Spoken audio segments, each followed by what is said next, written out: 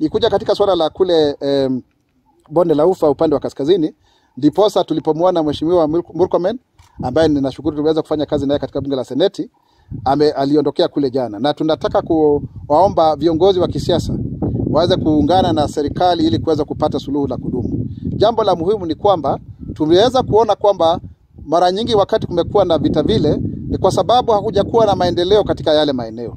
Lakini tutakwambia kwamba tangia jeshi letu liweze kuingia mle na pia askari wetu, tukajenga madarasa, tukajenga mashule, tukaweza kutengeneza mabwawa ya maji, tumeanza kuona upungufu mkubwa kwa hali ya juu ya vile ambavyo tunakosa usalama katika maeneo yale. Kwa hivyo ni jambo ambalo tunaenda kulishughulikia, kwa sababu tunahakikisha kwamba hata kupitia ugatuzi wa Kenya wameweza kupata faida, wa Kenya wameweza kupata amani, na ndiposa tuweze kuwa na uwekezaji wa hali ya juu. Jambo la Haiti, nafikiri tunatoa rambirambi kwa jamaa, ndugu na marafiki wa wale ambao wameweza kutuacha kama ni polisi wetu, kwa sababu ni ndugu zetu wameweza kujitolea ili kuweza kufanya kazi katika anga za kimataifa ama nchi zingine, na kuna mkataba ambao tuliweza kutia sahihi na Umoja wa Mataifa na pia nchi ya Haiti yenyewe. Kenya imejulikana sana kuweza kulinda amani katika nchi mbalimbali zikiwemo Jamhuri ya Kidemokrasia ya Kongo, tumekuwa kule Rwanda, wakati mwingine tulikuwa kule Namibia, tumekuwa nchi nyingi sana hata Somalia. Kwa hivyo tuna hulka njema ya kwamba sisi wenyewe tunajitolea kama nchi, hata kama hatuna rasilimali nyingi kama nchi zingine zote. Na ndiposa Mheshimiwa Rais aliweza kusema kwamba Kenya itaweza kuongoza jopo la mataifa ama kikundi cha mataifa ili waweze kwenda kulinda usalama kule. Ni vizuri kusema kwamba katika operesheni yoyote kutakuwa na maafa. Kutakuwa na maafa. Na sisi kama serikali tunapoangalia yale maafa ambayo yametendeka sio kama vile alivyotarajiwa. Kwa hivyo tunadhibiti, sio polisi wetu wengi sana ambao wameaga, na wale ambao wameaga tena kumradhi tunasema kwamba pole, kwa sababu sio ati jambo ambalo linaweza kufurahia hata kidogo. Kwa hivyo tunadhibitisha, na wale ambao wameadhiriwa, zile familia tunazishughulikia na wanahudumiwa ipasavyo, na watashughulikiwa ipasavyo, na watagharimiwa ipasavyo, na hilo ni jambo ambalo tutakuwa tukielezea vile ambavyo tunavyosonga.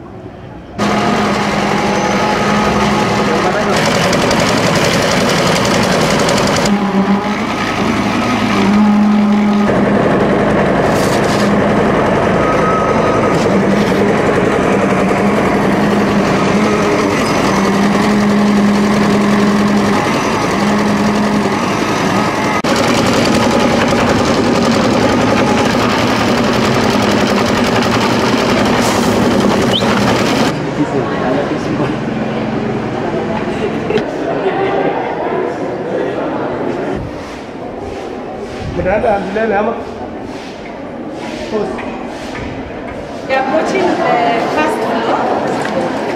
So first floor.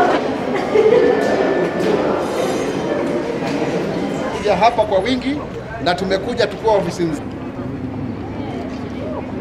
mpaka iko na mahali pa ku internet. Yaani unaenda pale, uko na bidhaa, unauza.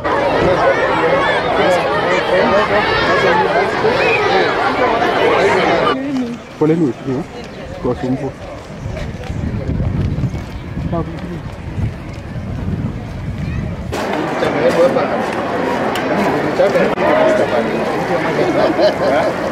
Daima mimi Mkenya, mwananchi mzalendo, nyeupe ya amani, daima daima mimi Mkenya, mwananchi mzalendo. Kama watoto, uko tayari kuharibu hii kwetu? We are very happy, very happy. Mko salama? Ndio. Tunatembelea miradi ya kiserikali ili kuhakikisha kwamba tumeweza kutimiza ahadi zote.